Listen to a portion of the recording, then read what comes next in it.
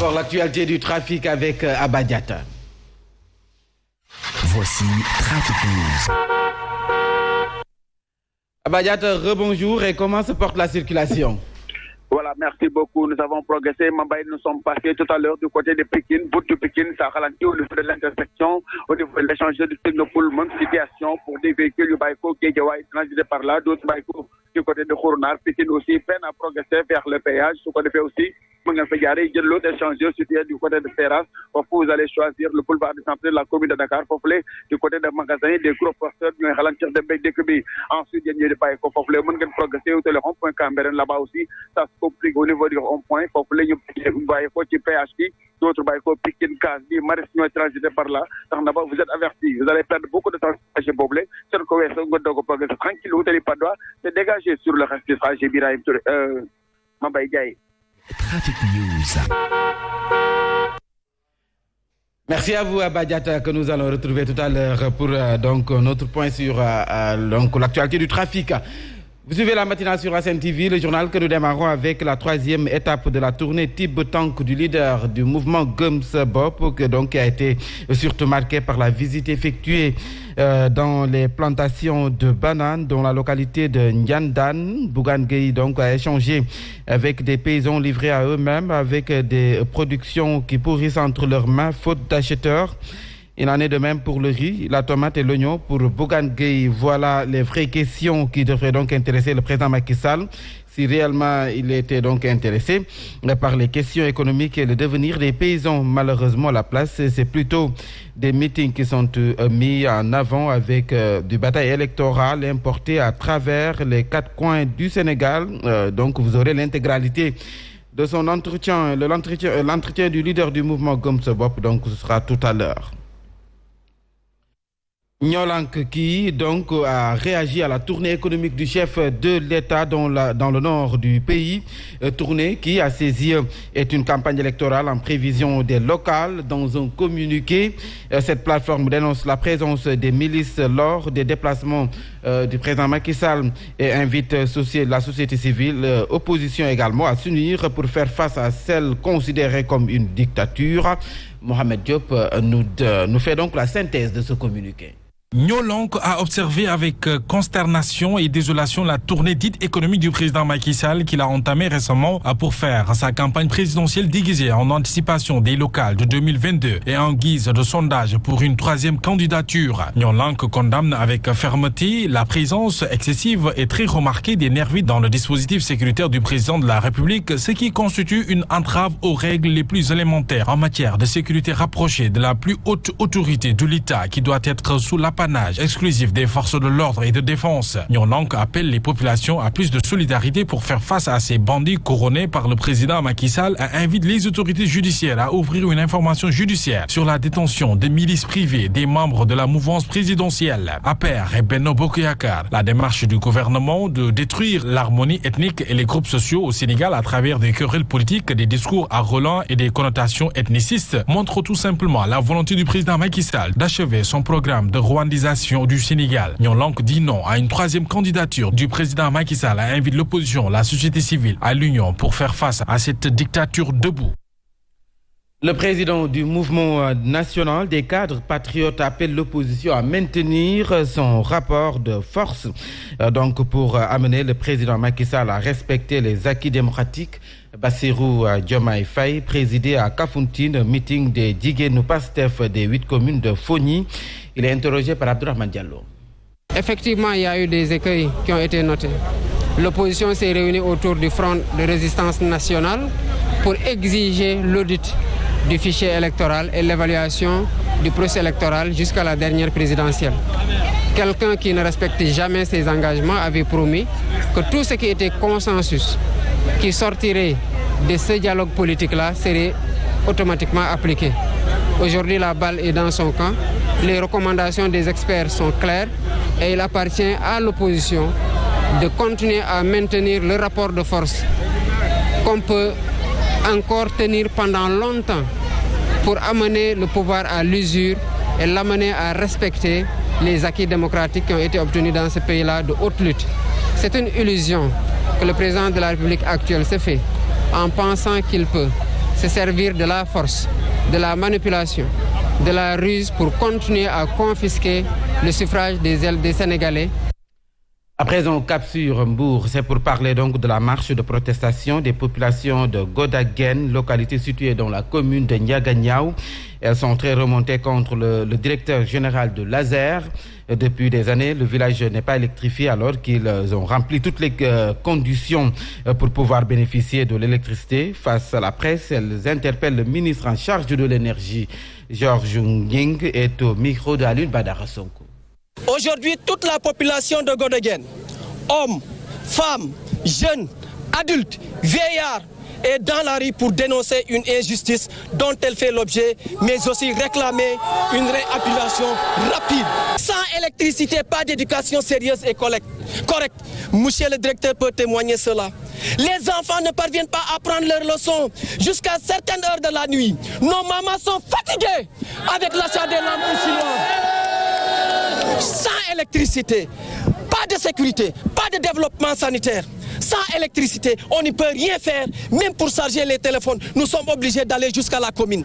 Pour les braves dames qui font des kilomètres pour aller à la recherche de ce liquide précieux, source de vie, les robinets peuvent rester des semaines, voire même des mois.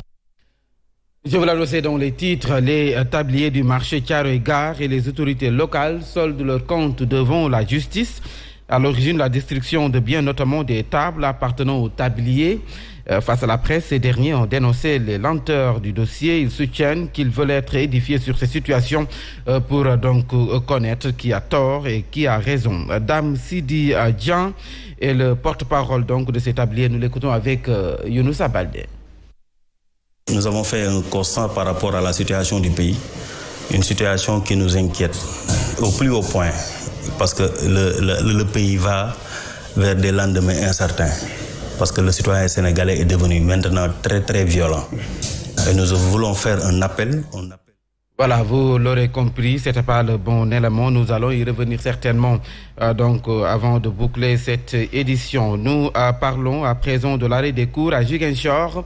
Plus rien ne va à l'université Assane Seck de Ziguinchor. L'intersyndicale des travailleurs de l'université a décidé d'un arrêt total des cours jusqu'à la reprise des chantiers. Travailleurs, enseignants et étudiants ont fait face à la presse. Suivons d'ailleurs les explications de Alpha Omar Ba que nous écoutons. La dotation de 500 millions de francs CFA en termes de consolidation du budget, l'équipement des 10 laboratoires de l'UAS, le redémarrage des chantiers de l'UAS à la mi-juin 2021. Aujourd'hui, aucune de ces promesses n'est encore une fois tenue. L'intersyndicale décide l'arrêt des cours de la nouvelle année universitaire 2020-2021 à compter de cette date jusqu'au redémarrage des chantiers prévus à la mi-juin 2021. En attendant de voir l'autorité faire preuve une fois de bonne foi. La violence a gagné le milieu universitaire ces derniers jours. Affrontement entre étudiants et forces de l'ordre à Dakar. Fatik Diamniadio, un professeur qui se fait donc arracher son micro en plein cours. À part les élections de renouvellement des bureaux des amicales à l'UCAD, les revendications sont partout à pareil. Des infrastructures suffisantes, l'augmentation du budget, des outils de travail, des préoccupations qui tardent à être prises en charge par la tutelle. Fatla Mbediop. L'enseignement supérieur va mal au Sénégal. Dans les universités, temple du savoir, la violence a fini par s'ancrer dans le quotidien des étudiants. Si ce n'est pas des affrontements entre étudiants de différentes amicales, ce sont des affrontements entre forces de l'ordre et étudiants ou des grèves tous azimuts pour réclamer de meilleures conditions de travail. Alors, la violence tourne en spirale dans nos universités. À Ziguinchor, par exemple, les étudiants de l'université Assane Seck ont suspendu les cours. À l'université du Sine Saloum à Fatick pour exiger l'achèvement des travaux au sein de l'université, les étudiants ont dû s'affronter avec les forces de l'ordre. Et il y a 2 semaines, ça a bardé à l'ISEP de Diamniadio. Et sans compter les frustrations des étudiants de l'université virtuelle du Sénégal. Et puis à l'UCAD, la violence entre amicales a pris le dessus. Sans compter les agressions dont sont victimes les professeurs et la grève du SAES en dit long sur l'amertume des étudiants qui veulent une chose, apprendre et réussir. Des étudiants sidérés face au mutisme des autorités concernées qui laissent la violence et la tension occuper l'espace estudiantin. Justement, face à la montée de la violence dans la société sénégalaise, le responsable politique du grand parti Suxali Sénégal à Pikine, Fallou Gueye, affiche donc ses inquiétudes. Il invite le président de la République et tous les acteurs de la société donc à de larges concertations pour trouver des solutions à la violence avec les élections qui se profilent à l'horizon. Fallou Gueye que nous écoutons avec Younousa Baldé. Nous avons fait un constat par rapport à la situation du pays. Une situation qui nous inquiète au plus haut point parce que le pays va vers des lendemains incertains parce que le citoyen sénégalais est devenu maintenant très très violent. Et nous voulons faire un appel au président de la République, un appel à tous les acteurs politiques, un appel aux citoyens sénégalais pour que nous revenions à la raison. Nous allons vers des élections locales d'ici 6 ou 7 mois. Et ces élections locales sont très très importantes pour nous. Nous voulons demander aux citoyens sénégalais de cesser cette violence gratuite. On peut réclamer ses droits, on peut se battre, parce que nous avons les moyens, la Constitution nous a attribué des moyens de demander, de réclamer nos droits, mais on peut le faire sans violence. Parlons des cas de noyade devenus récurrents à Dakar. L'association des maîtres nageurs, sauveteurs et surveillants de baignade et le club modèle regrettent ces drames.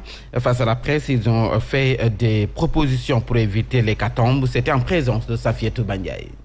La persistance des cas de décès par noyade constatés ces derniers jours préoccupe le club modèle et l'association des maîtres nageurs, sauveteurs et surveillants de baignade. Ils proposent entre autres la tenue de conseil présidentiel sur les cas de noyade au Sénégal. Dans le cadre de l'organisation générale des secours en cas de sinistres importants ou d'événements graves comme les Khéofi, le ministre de l'Intérieur, avec l'aide des ministres intéressés, organise et coordonne l'intervention des moyens des divers services publics et organismes privés susceptibles d'apporter leur concours.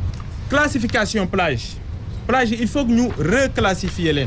Selon eux, pour atteindre l'objectif de la maîtrise des noyades dans les zones de baignade, une mobilisation nationale devient urgente. Aucun effort ne doit être ménagé pour faire de chaque citoyen un acteur de la protection civile. L'association des maîtres nageurs, sauveteurs et surveillants de baignade et le club modèle misent également sur la sensibilisation pour lutter contre ces nombreux cas de noyade. Et puis le Forum civil a mobilisé hier à Guédiawaye contre le décret de déclassification de 150 hectares de la bande des Filao. En sit-in devant la mairie de Guédiawaye, les manifestants ont demandé son annulation. Ils soupçonnent une intention de partage donc des terres par des autorités. Ils ont